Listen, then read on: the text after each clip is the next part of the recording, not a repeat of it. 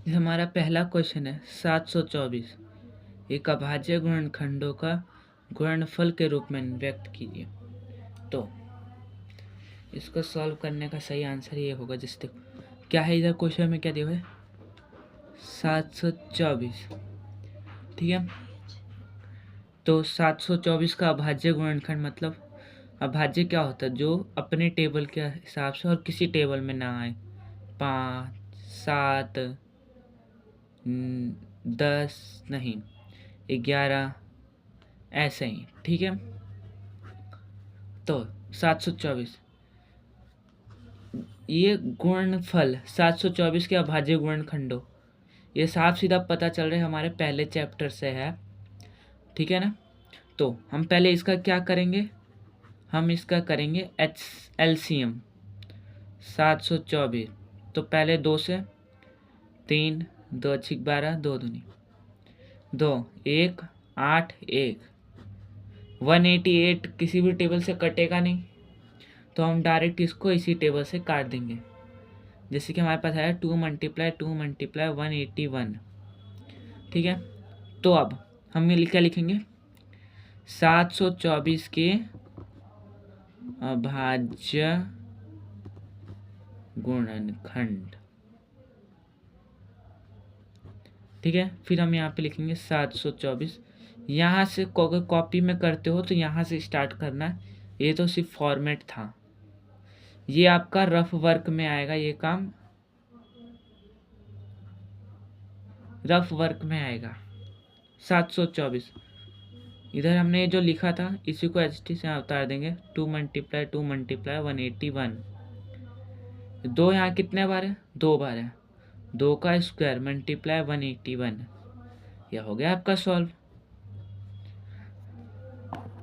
अब हम बात करते हैं दूसरे क्वेश्चन पे। यदि HCF 240 और 180 का HCF वो हमारा क्या दिया हुआ है 60, तो हमें क्या निकालना है एलसीएम 240 और 180 का। मतलब इधर HCF दे दिया है 60, इधर हमें निकालना है एलसीएम। तो आइए अब हम इससे सॉल्व करते हैं इस क्वेश्चन को। हम यहाँ पे हेडिंग डाल दें क्वेश्चन नंबर 2। सबसे पहले हम लिखते हैं HCF 240 180, ये हमें दिया हुआ है 60। क्या लिखेंगे, दिया है LCM हमें निकालना है, और LCM हमें किसी का निकालना है, इसी का हमें LCM निकालना है। ठीक है, तो हम वही काम करेंगे। ये भी आपका क्वेश्चन है, सेकंड क्वेश्चन भी पहले क्वेश्चन चैप्टर से है। तो हम पहले क्या करेंगे, रफ वर्क 240 है ना, यहाँ पहले 240 का एलसीएम लेंगे 240।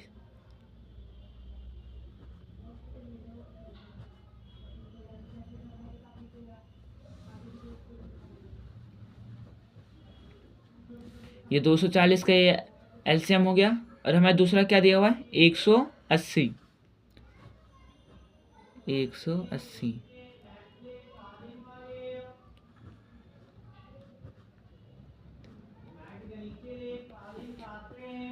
तो हमें एलसीएम निकालना था। ठीक है ना, हमें एलसीएम ये हमें निकालना था। जो मैं ये करवा रहा हूँ इसी फॉर्मेट से आप कॉपी में नोट कर सकते हैं कि ये डायरेक्ट फॉर्म से मैं बता रहा हूँ। तो पहले हम लिखेंगे 240 और 180। तो इधर जो हमारा 240 का आया था वो, और जो 180 का आया था वो यहाँ लिख दो। जैसे 240 का हमारा आया था ये, हमारा 180 का आया ये। डन। अब हमें HCF जो इसका है 240 180, ये हमें दिया है 60। ये दिया था हमें 60, हमने यहाँ पे उतार दिया। अब वो 60 हुआ कैसे, दो पेयर बनाना आता ही है। ये अगर हम यहाँ पे इसे रखें कि ये 60 आया, तो आया कैसे। ठीक है, तो 2 × 2 × 3 × 5, 2 दूनी 4, 4 3 12, 12 5 60। ये हो गया कि ये 60 यहाँ से है। हमें निकालना क्या है, हमारा मेन फोकस किस पे रहना चाहिए, एलसीएम पे। ठीक है, तो जो संख्या एक बार आ चुकी है एचसीएफ में, वो सिर्फ एलसीएम में सिर्फ एक ही बार, जैसे दो दो है ना, तो हम सिर्फ एक ही दो लेंगे, इस दो को हम भूल ही जाएंगे। तो दो गुणा ये दो, फिर ये दो तो ऐसे ऐसे रहेंगे, 2 गुणा ये 3 भी एक आएगा, 5 भी एक आएगा, 3 गुणा 5। अब नीचे का तो हमने तो इसको तो भूल गए इन सबको, पर ये एक 3 बचा ही है, तो हम इसे यहाँ पे मल्टीप्लाई कर लेते हैं। 2 दूनी 4, 4 दूनी 8, 8 दूनी 12, 8 दूनी 16, 16 32 48, 48 को हम यहाँ पे करेंगे 5 से डिवाइड मल्टीप्लाई, 5 8 40, 240 आ गया। अब हम उसे किससे करेंगे, जो लास्ट की संख्या 3 से। हमारा आंसर क्या आ गया, 720। ये हमारा आंसर है। हमें क्या निकालना था, एचसीएफ, एलसीएम, और ये किसका निकला है, एलसीएम। अब हमारा नेक्स्ट क्वेश्चन है, अभाज्य गुणनखंड विधि द्वारा निम्नलिखित का एचसीएफ और एलसीएम ज्ञात कीजिए। ठीक है, हमें क्या ज्ञात करना है,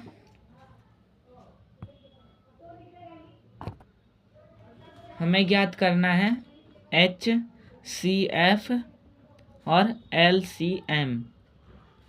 यहाँ से आपका क्वेश्चन नंबर 3 स्टार्ट होता है। 3 का पहला पार्ट हम देखेंगे। यहाँ 3 का पहला पार्ट क्या दिया हुआ है, 24 और 42। ठीक है, तो हम अभी तक नोट कर लेते हैं इसे, 24 और 42। ये आप पहला चैप्टर करें, कोई सा भी चैप्टर करें, इस साइड में एक रफ वर्क कर लिया कीजिए। जो भी आपका रफ काम होता है कर लीजिए, पर पेपर में ऐसे मत करना, पेपर में लास्ट के पेपर में ये काम करना। ठीक है, 24 और 42। ठीक है, तो हम पहले क्या करेंगे, ये हमें पता ही है ये कौन से चैप्टर से, पहले चैप्टर से। तो 24 का हम क्या करेंगे, एलसीएम।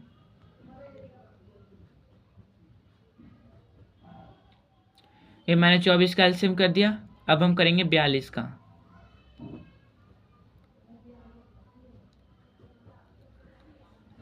तो अभी हम यहाँ पे क्या लिखेंगे, हम यहाँ पे कुछ ज़्यादा नहीं, 24 और 42 हमने पीछे किया था, तो हमने उसमें क्या किया था, हमें एलसीएम निकालना था, एलसीएम दिया हुआ था, तब हमने ऊपर एलसीएम लिख के फिर वो संख्या हमने नीचे नोट की थी। पर इसमें हमें कुछ नहीं दिया हुआ है, इसमें हमें निकालना है, तो हम पहले ऐसे ही करेंगे। तो अब 24 का जो है वो यहाँ नोट कर लो। अब जो 42 का आया वो यहाँ नोट कर लो। अब इसका हमें क्या निकालना है, एचसीएफ। वो कैसे निकलेगा, 24 और पहले 42 लिखो। ये क्यों नोट किया गया जाता है, ये इसलिए नोट किया जाता है कि आपको पता चल सके आपने किस चीज़ का एचसीएफ निकाला है। वरना इसको करना एक ज़रूरी होता है कि जो एग्जामिनर होता है उसको ये ठीक लगता है कि हाँ ये ठीक है, कि अगर आपने क्वेश्चन नंबर नहीं भी डाले हो, पॉइंट नहीं भी डाले हो, तो वो इसको देख के समझ सकता है कि हाँ ये इस क्वेश्चन का है। पर ये नहीं कि आधा आपने कहीं और कर दिया और आधा आपने कहीं और कर दिया, तो वो गलत ही काटेगा।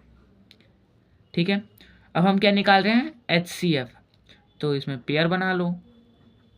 पेयर सिर्फ 2 ही बन रहा है, 2 × 3। हमारा एचसीएफ क्या है, 6। हमें क्या निकालना है, एलसीएम। जो एक बार आ चुका है, एक बार, उसे सिर्फ एक ही बार लेना है। जैसे 2 बार है तो हमें सिर्फ एक बार लेना है, ये भी एक ही बार लेना है।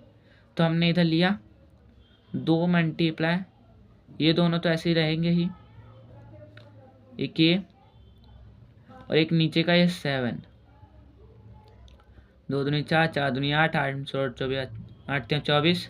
अब इधर कर लो 24 × 7, 7 चौक 28, 168। ठीक है, आप इसी फॉर्मेट से कॉपी में आप कर सकते हैं। तो हमारा अब नेक्स्ट क्वेश्चन क्या है, सिद्ध कीजिए कि √3 एक अपरिमेय संख्या है। ये हर बार ये बोर्ड मिड टर्म में भी पूछा गया था, प्री बोर्ड में भी पूछा गया, फाइनल में भी ये आएगा ही आएगा। ये तो आपका कंपलसरी ही है। और ये कितने नंबर का आता है? 3 नंबर का आता है। जैसे आप यहाँ पे आप देख सकते हैं कि हमारा जो पेपर है वो कौन से का है? बेसिक का है। ये बेसिक का इम्पोर्टेंट क्वेश्चन के ये है, तो हम इसी के हिसाब से हम बात करते हैं। ठीक है, तो सिद्ध कीजिए कि √3 एक अपरिमेय संख्या है। किसको इस बार सिद्ध करना है? इसको। ऐसे हमारे पास और भी क्वेश्चंस आएंगे, तो हम पहले इसी को कर लेते हैं। तो चलिए स्टार्ट करते हैं। तो √3 ये कौन सा क्वेश्चन है आपका? चौथा क्वेश्चन है, क्वेश्चन नंबर 4। जैसे मैं करवा रहा हूँ पूरा उसी फॉर्मेट से करिएगा, नंबर आपको अच्छे खासे मिलेंगे। तो सबसे पहले जो √3 है, इसमें क्या बोला है कि एक अपरिमेय संख्या है। हम पहले क्या मानेंगे? यह एक परिमेय संख्या है। हमने ये मान लिया एक परिमेय संख्या है। अब हम इसमें हम क्या लेंगे? 2 पूर्णांक। और भी कौन कौन से पूर्णांक? a और b।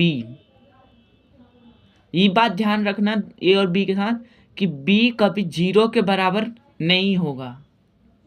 ठीक है, तो हमें प्राप्त होता है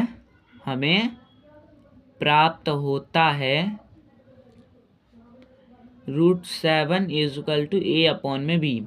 ठीक है, ये हमें ये क्या हुआ? ये हमें मिला जब हमने इसके साथ किया, जब हमने 2 पूर्णांक माना। इसके लिए √3 के लिए हमने 2 पूर्णांक माना a और b, तो हमने इसको इसके बराबर रख दिया। ठीक है, अब रखने के बाद क्या? हम a को इधर ले जाएंगे और b को इसके अंदर मल्टीप्लाई करवाएंगे, b/√3। ये हम अभी पहली इक्वेशन मान लेते हैं इसको। ठीक है ना, अब कुछ ज़्यादा नहीं, दोनों का वर्ग करने पर, दोनों का वर्ग करने पर। ठीक है, अब दोनों का वर्ग हम करते हैं तो क्या आएगा? a² बराबर, और इस पर तो यही हो जाएगा ना। और जब हम इसे खोलेंगे तो क्या आएगा? b² 3, क्योंकि स्क्वायर से रूट तो कट ही जाता है। और ये हमें दूसरे फॉर्मेट से सिखाया जाता है, वो क्या है? जैसे हमें यहाँ पे दिया हुआ है √3, इसका स्क्वायर है। ठीक है ना, तो √3 × √3 तो 3 होता है ना। ये अभी आगे आएगा, इसीलिए इसको ध्यान रखिए। ये जितने भी क्वेश्चन होते हैं ना कि इसे प्रूव कीजिए, ये वैसे क्वेश्चंस में ये सब आते हैं। ठीक है, हमने इसका वर्ग कर दिया। अब वर्ग करने का हम इसे थोड़ा सा सब ठीक करेंगे। a² 3b², हमने कर दिया। अब हम क्या कर रहे हैं कि जो 3 है वो a² से विभाजित है।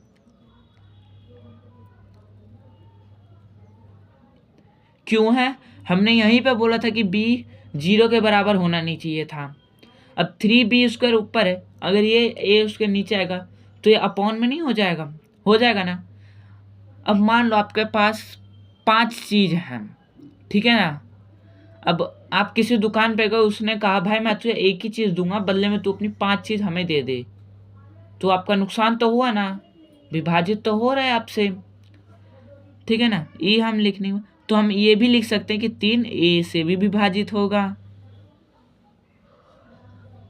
ठीक है, ये कर दिए। अब हम इसमें एक नया चीज़ जोड़ेंगे। क्या जोड़ेंगे हम इसमें? ध्यान से देखिए कि हम इसमें एक चीज़ और मान लेते हैं। माना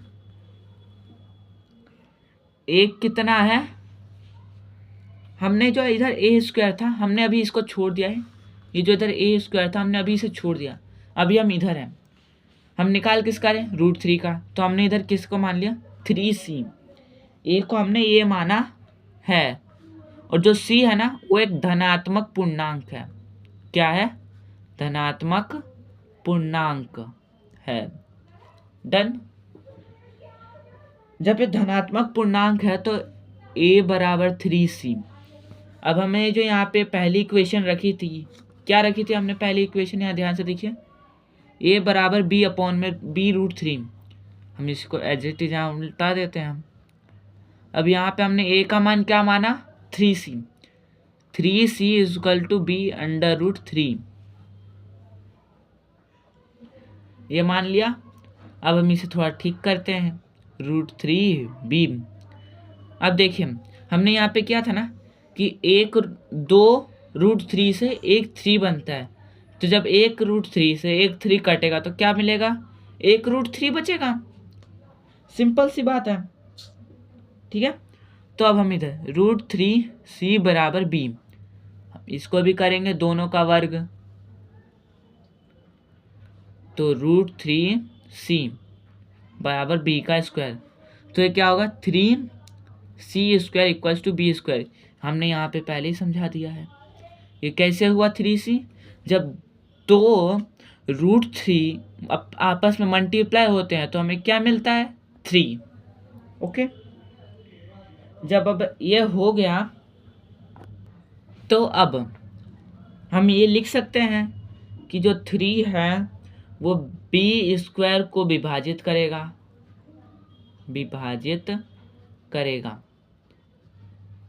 तो हम ये भी लिख सकते हैं कि जो 3 है वो b को भी विभाजित करेगा, ठीक है। ये कुछ ज़्यादा वो दिक्कत वाला नहीं है, ये पूरा आप देख सकते हैं, ये कुछ ज़्यादा दिक्कत वाला नहीं है। बस इसमें क्या है, आपको बस थोड़ा सा इसे याद करना पड़ेगा फॉर्मेट, वरना कोई सा भी हो, जैसे रूट 3 है, रूट 5 है, रूट 7 है, रूट 11 है। ऐसे ही एक और क्वेश्चन है यहाँ पे, ये है ना 7वां रूट 7, हम एक नहीं करवाएंगे क्योंकि ज़्यादा से ज़्यादा क्या है, जहाँ रूट 3 आ रहा है या जहाँ 3 आ रहा है उसकी जगह पे क्या लगाना है, रूट 7 या 7, सिंपल। हाँ हम ये करवाएंगे कि 5 + रूट 3, हम ये करवाएंगे, ठीक है। इतना हो गया, तो अब हम लिखेंगे अतः a और b में कम से कम एक गुणनखंड क्या है, हम निकाल किसका रहे हैं 3 का, एक गुणनखंड 3 है, ठीक है। उतना तो हो गया, अब हम उससे आगे कर रहे हैं क्योंकि वो थोड़ा कम जगह पड़ रहा था, स्पेस कम पड़ रही थी, ठीक है। तो अब हम ये लिखेंगे परंतु, तो हमने उतना कर लिया था, अब हम आगे करते हैं। तो क्या हमें परंतु या विरोधाभास ये लिखना पड़ेगा, विरोधाभास है कि a और b सह अभाज्य संख्या है, ठीक है। हमें अभी भी यह विरोधाभास कि ये a और b सहअभाज्य संख्या है, ठीक है। हमारी विरोधाभास हमारी गलत कल्पना के कारण प्राप्त हुआ कि रूट 3 एक परिमेय संख्या है, रूट 3 एक अपरिमेय संख्या है। सॉरी, यहाँ अतः लगा देना, ठीक है। हम गलत, हमारी क्या कल्पना थी, इधर हमारी ये गलत कल्पना थी ना कि यह एक परिमेय संख्या है, ये हमने इसके विपरीत माना था क्योंकि हमें क्या दिया था, ये अपरिमेय संख्या है, हमने मान लिया ये अपरिमेय संख्या नहीं परिमेय संख्या है। तो लास्ट में प्रूव हो गया ना कि हाँ हमने गलत कल्पना के कारण यह कि रूट 3 एक परिमेय संख्या है, अतः यह एक अपरिमेय संख्या है। तो ये हो गया आपका पूरा आंसर, ठीक है।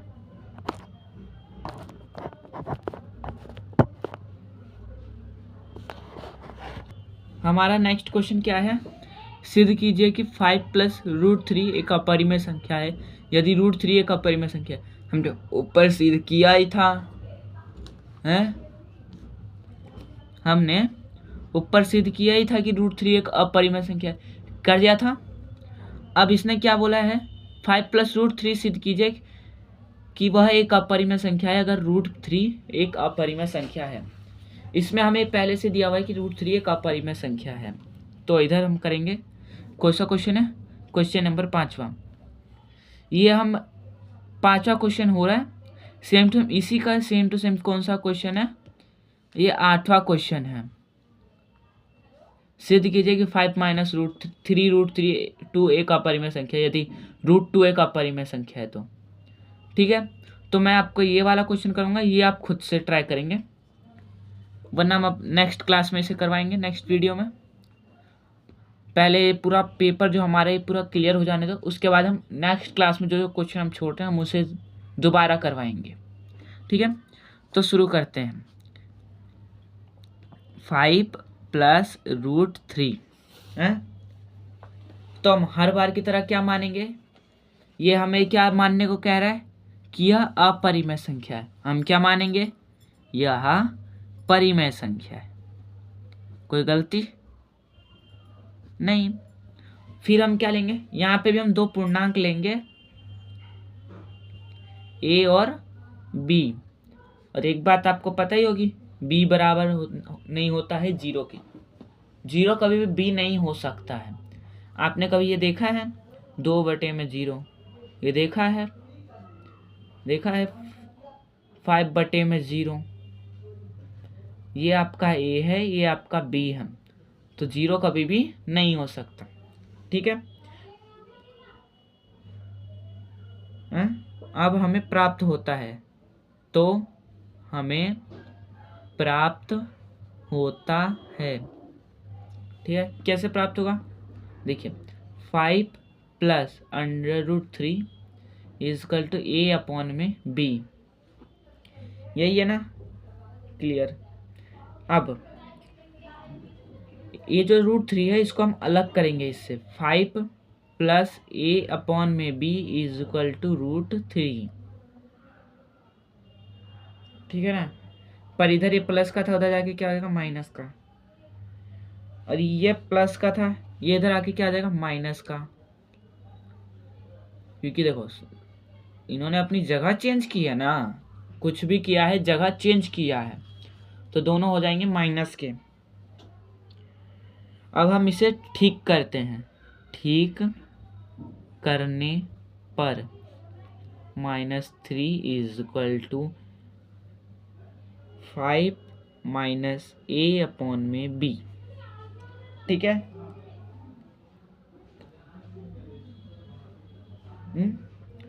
तो अब हमने एक फॉर्मेट एक सीखा है कि कहीं पे भी माइनस का होता है, अगर इस साइन को हटाना होता है तो इधर भी माइनस से डिवाइड करना होता है। जैसे इधर है तो हम इधर माइनस से इसे हम डिवाइड कर रहे हैं,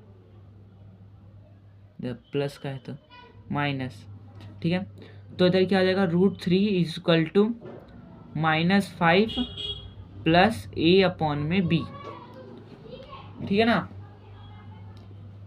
क्योंकि माइनस से माइनस कट गया, माइनस से माइनस कट गया, तो क्या बचा प्लस, माइनस प्लस माइनस, यहाँ पे दो माइनस मिलके एक प्लस बनता है, तो हम एक माइनस से इसे हटा दें तो बचेगा क्या है, एक माइनस।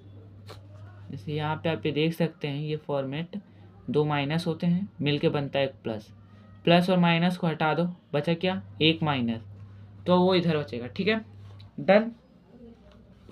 तो अब यहाँ पे हमने क्या माना था, a और b पूर्णांक है, a और b पूर्णांक है, ठीक है। तो अब इधर करवा दूं, तो जब हमने कर लिया कि a और b पूर्णांक है, तो 5 माइनस a/b ठीक है ना, जो कि हमारा पहले आ रहा था, इधर हमारा पहले आया था पर बाद में क्या हो गया, -5 ये प्लस हो गया था। यह एक परिमेय संख्या है, ठीक है।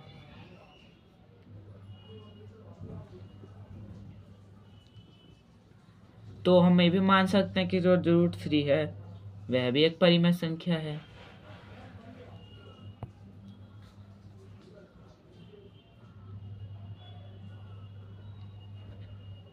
परंतु हमने पीछे बात किया था कि √3 एक अपरिमेय संख्या है। इसका मतलब कि जो ये हमारा ये था 5 +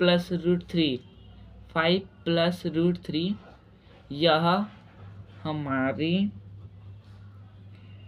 गलत कल्पना के कारण परिमेय संख्या बन गया, अतः यह अपरिमेय संख्या है। जैसे आपने पीछे वाले क्वेश्चन को देखे होगे, जरा इसको ध्यान से आप एक बार देख लीजिए, ठीक है। आपने पीछे वाला क्वेश्चन देखा होगा, वो बहुत ही लेंदी था, बड़ा था थोड़ा सा, ये उसके मुकाबले थोड़ा छोटा है। तो आप अब कोशिश कीजिएगा 7वां क्वेश्चन और 8वां क्वेश्चन करने की, ठीक है ना, क्योंकि जो 7वां क्वेश्चन है वो हमने जो पहले किया था उससे रिलेटेड है, और जो 8वां क्वेश्चन है वो इसी से रिलेटेड है। तो हमारा नेक्स्ट क्वेश्चन क्या है, हमारा नेक्स्ट क्वेश्चन है, सिद्ध कीजिए कि 5/4 √3 एक अपरिमेय संख्या है, ठीक है। अब हम इसे फटाफट में समझेंगे। और मेरी पहली बात, हम इस वीडियो को 14 पार्ट में हम डिवाइड करने वाले हैं, और ये 14 के 14 चैप्टर वाइज होंगे। कैसे होंगे? चैप्टर वाइज, ठीक है। तो गाइस, हमारा पहला जो चैप्टर का था वो 1 से लेके 8 तक था। तो ये लास्ट क्वेश्चन करवाने का मैं आप लोगों से अलविदा कहना चाहूँगा। और ये 2 क्वेश्चन मैंने आपको खुद करने के लिए दे रखा है, नहीं होगा तो 14 हमारा पार्ट बनाने के बाद हम एक और पार्ट बनाएंगे जिसमें हम ये दिखाएंगे, ये करवाएंगे जो हमने क्वेश्चन आपको अभी नहीं करवा रखा है, पर कोशिश कीजिएगा। तो चलिए हम कर रहे हैं छठा क्वेश्चन, 5/4 ब्रैकेट में √3। इसके लिए आपको एक खुशखबरी है इस क्वेश्चन में, जिसे आपको हर क्वेश्चन में लेंदी लिखना पड़ता था। जैसे देखिए यहाँ पे आपको ये सब लिखना पड़ रहा है, इधर आपको ये सब लिखना पड़ रहा है। इसमें ऐसा कुछ आपको नहीं लिखना पड़ेगा। इसमें क्या होगा, डायरेक्ट सॉल्वेशन, पर जो हमारी 1-2 लाइन है वो हमारी सेम टू सेम रहेगी।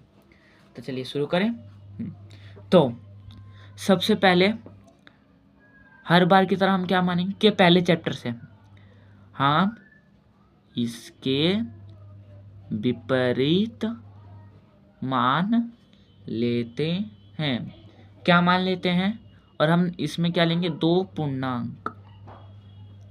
यहाँ पे हम तो इसे माने ही नहीं, हम इसे क्या मानेंगे, हम इसके विपरीत मानेंगे कि यह परिमेय संख्या है, ठीक है।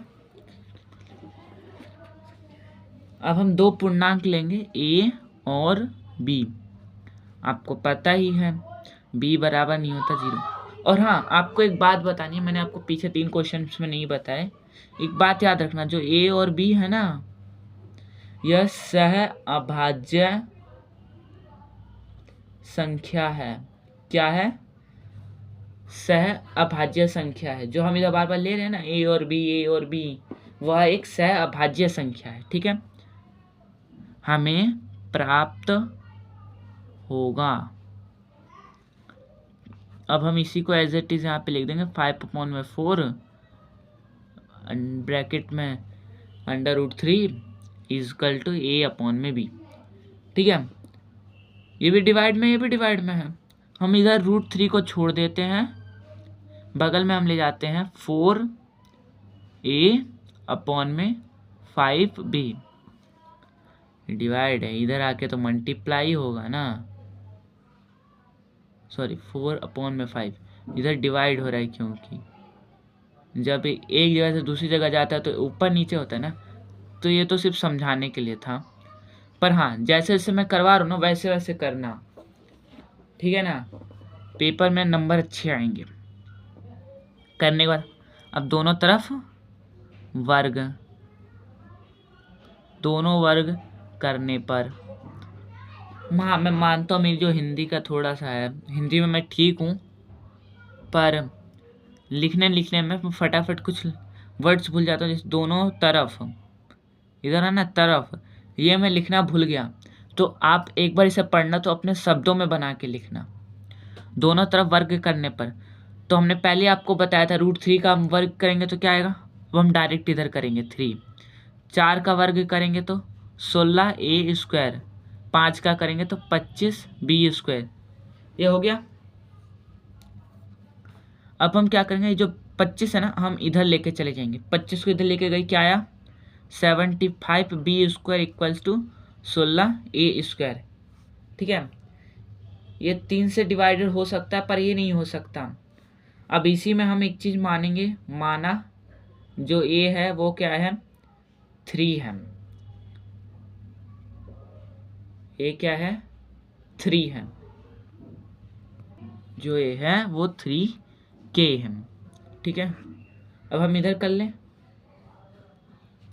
a है हमारा 3k, इधर ये आ गया, तो हम इधर की जगह क्या पुट कर देंगे अभी हम, तो हम पहले ये एज इट इज यहाँ उतारेंगे।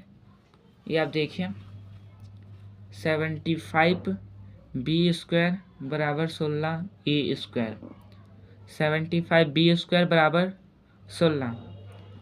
हमने क्या माना था a की जगह 3k, तो वही हम इधर लिख देंगे 3k², 5b², 16 × 48, नहीं गलती हो जाएगी, 16, 3k का क्या होगा, 3 का स्क्वायर कितना होता है 9k², 75b² = 144k² होगा, ठीक है।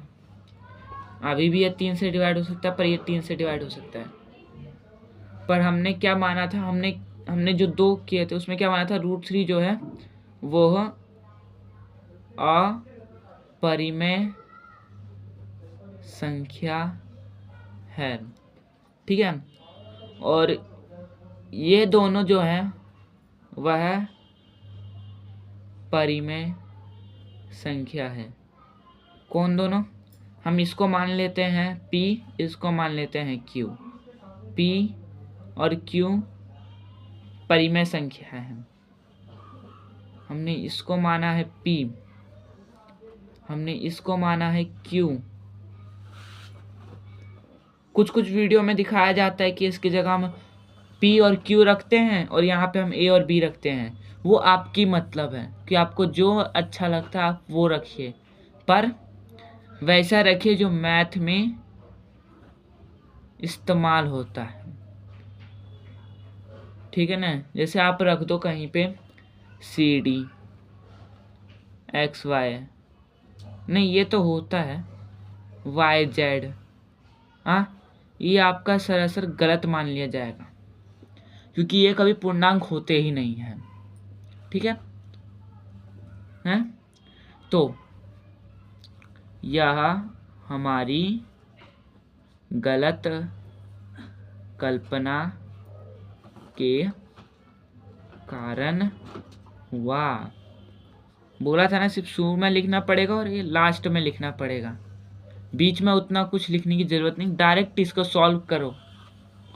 गलत हुआ, अतः यह अपरिमेय संख्या है। धन्यवाद। अब मिलते हैं हम नेक्स्ट वीडियो में।